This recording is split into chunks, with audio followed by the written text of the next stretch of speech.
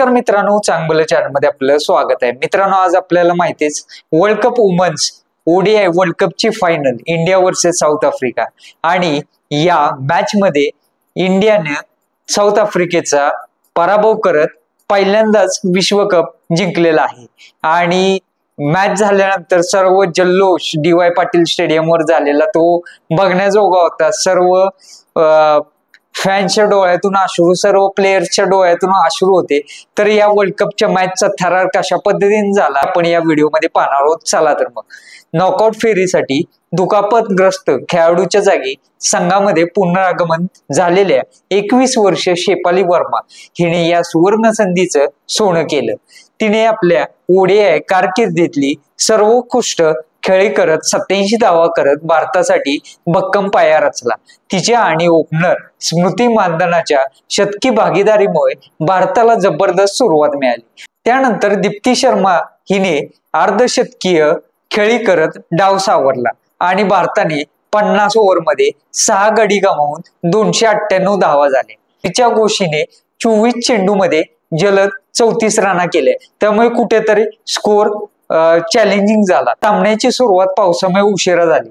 2 तासाच्या प्रतीक्षेनंतर खेळ सुरू झाला आणि प्रेक्षकांना शेफाली वर्मा आणि स्मृती मानधना यांच्या तुफानी फलंदाजीचा आनंद मिळाला। भारताने अवघ्या 6 षटकांमध्ये 50 धावा पार केल्या। शेफालीने सहजतेने चेंडू सीमारेषेबाहेर पाठवले तर स्मृतीने आक्रमक फलंदाजी करत 18 षटकांमध्ये संघाला 104 धावांवर नेले। दक्षिण आफ्रिकेच्या फिरकी गोलंदाजांनी थोडा दबाव आणण्याचा प्रयत्न केला, पण तोपर्यंत नुकसान झाले होते। दक्षिण आफ्रिकेच्या कर्णधार लोरा वॉलवॉट हिने डावखुरी फिरकीपटू क्लोरे ट्रॉयनला गोलंदाजीसाठी आणला आणि स्मृती मानधनाला 45 धावांवर बाद करून ब्रेक थ्रू मिळवला। पण स्टेडियम मधील वातावरण विजयी होतं, कारण शेफालीने आपलं 5वं ओडीआय अर्धशतक फक्त 49 चेंडूमध्ये पूर्ण केलं। जुलै 2022 नंतरचं पहिलं अर्धशतक, म्हणजे ती तब्बल 3 वर्षानंतर हे अर्धशतक आलं। शेवटी ती 78 चेंडूमध्ये 87 धावा करून बाद झाली। तिच्या खेळीमध्ये 7 चौकार आणि 2 प्रचंड षटकार होते। यानंतर जेमिमा रॉड्रिग्स आणि कर्णधार हरमनप्रीत कौर यांनी डाव वाढवण्याचा प्रयत्न केला।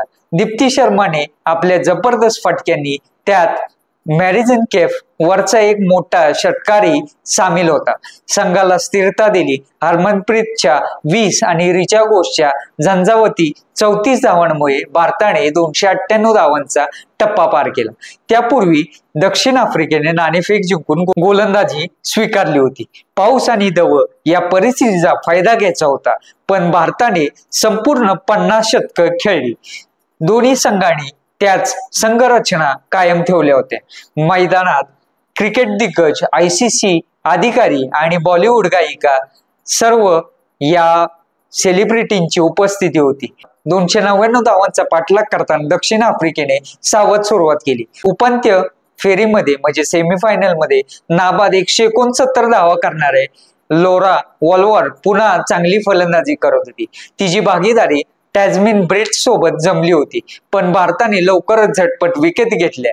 अमनजोत कौर हिने अप्रतिम डायरेक्ट हिटने ब्रिट्सला धावबाद केली, तर श्री चरणी हिने अनेबोशला LBW केलं।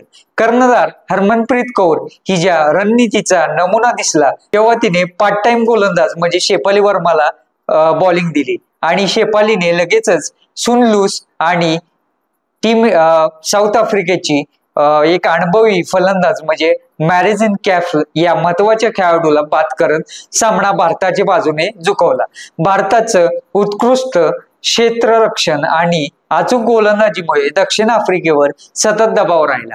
लोरा सतत दबावात राहिली। हा अंतिम सामना फक्त भारताच्या विजयासाठीच नव्हे तर शेफाली वर्माच्या वैयक्तिक कामगिरीसाठीही लक्षात राहील। तिने दीर्घ काळानंतर आपल्या कारकिर्दीमध्ये अर्धशतकाच्या दुष्काळाला पूर्णविराम दिला। टीम इंडिया मधल्या मुलींच्या जिद्दीला, चिकाटीला आणि त्यांच्या कष्टाला चांगलं चॅनल तर्फे सलाम।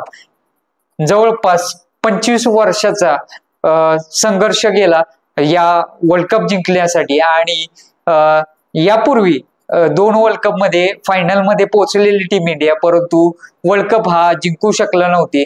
परंतु टीम इंडियानं हा वर्ल्ड कप जिंकून दाखवून दिलं की मुली कोणत्याही क्षेत्रात कमी नाहीत. आपल्या प्रतिक्रिया नक्कीच कमेंटद्वारे कळवा. धन्यवाद.